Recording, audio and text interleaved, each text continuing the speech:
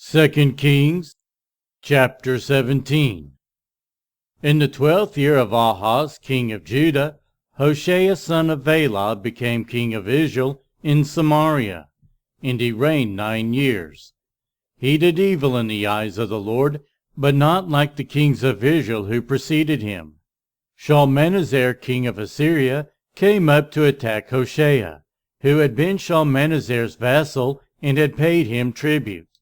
But the king of Assyria discovered that Hoshea was a traitor, for he had sent envoys to So, king of Egypt, and he had no longer paid tribute to the king of Assyria, as he had done year by year.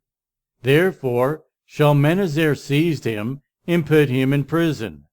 The king of Assyria invaded the entire land, marched against Samaria, and laid siege to it for 3 years. In the 9th year of Hoshea, the king of Assyria captured Samaria and deported the Israelites to Assyria. He settled them in Hala, in Gozan on the Habor River, and in the towns of the Medes.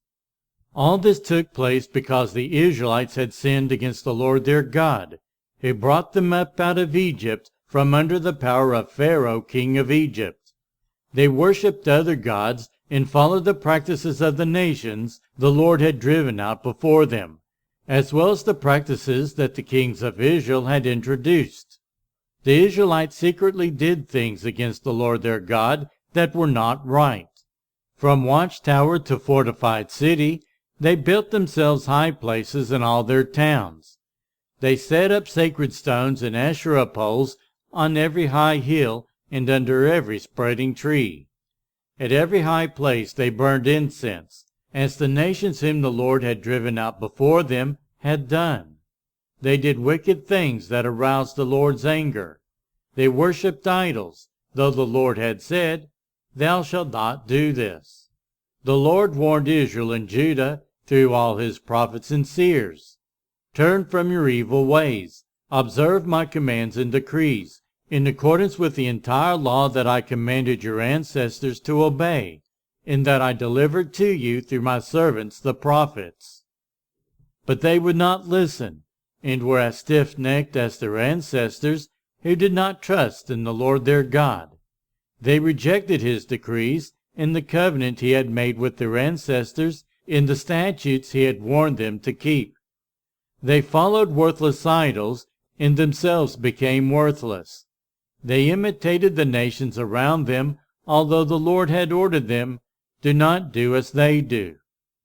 They forsook all the commands of the Lord their God, and made for themselves 2 idols cast in the shape of calves, and an Asherah pole. They bowed down to all the starry hosts, and they worshipped Baal. They sacrificed their sons and daughters in the fire. They practiced divination, and sought omens, and sold themselves to do evil in the eyes of the Lord, arousing his anger. So the Lord was very angry with Israel, and removed them from his presence. Only the tribe of Judah was left, and even Judah did not keep the commands of the Lord their God. They followed the practices Israel had introduced. Therefore the Lord rejected all the people of Israel.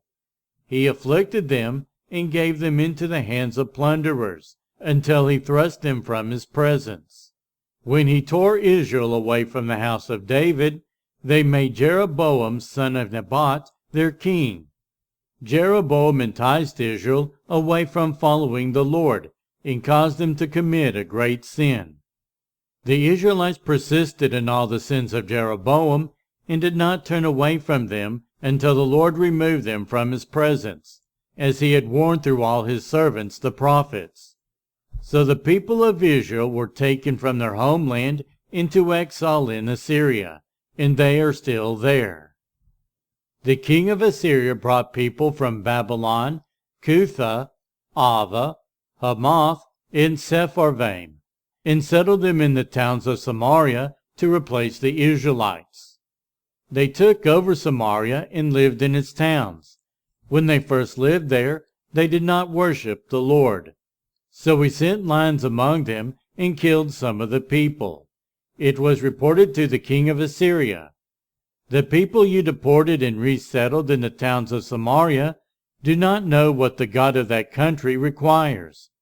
He has sent lions among them, which are killing them off, because the people do not know what he requires. Then the king of Assyria gave this order: have one of the priests you took captive from Samaria go back to live there and teach the people what the God of the land requires. So one of the priests who had been exiled from Samaria came to live in Bethel and taught them how to worship the Lord. Nevertheless, each national group made its own gods in the several towns where they settled, and set them up in the shrines the people of Samaria had made at the high places. The people from Babylon made Succoth-Benoth. Those from Cutha made Nergal, and those from Hamath made Ashima.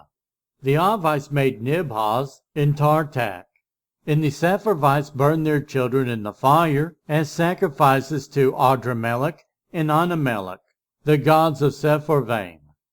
They worshipped the Lord, but they also appointed all sorts of their own people to officiate for them as priests in the shrines at the high places. They worshipped the Lord, but they also served their own gods in accordance with the customs of the nations from which they had been brought. To this day, they persist in their former practices. They neither worship the Lord nor adhere to the decrees and regulations, the laws and commands that the Lord gave the descendants of Jacob, whom he named Israel. When the Lord made a covenant with the Israelites, he commanded them, do not worship any other gods or bow down to them, serve them, or sacrifice to them. But the Lord, who brought you up out of Egypt with mighty power and outstretched arm, is the one you must worship. To him you shall bow down, and to him offer sacrifices. You must always be careful to keep the decrees and regulations, the laws and commands he wrote for you. Do not worship other gods. Do not forget the covenant I have made with you. And do not worship other gods. Rather, worship the Lord your God. It is he who will deliver you from the hand of all your enemies. They would not listen, however, but persisted in their former practices.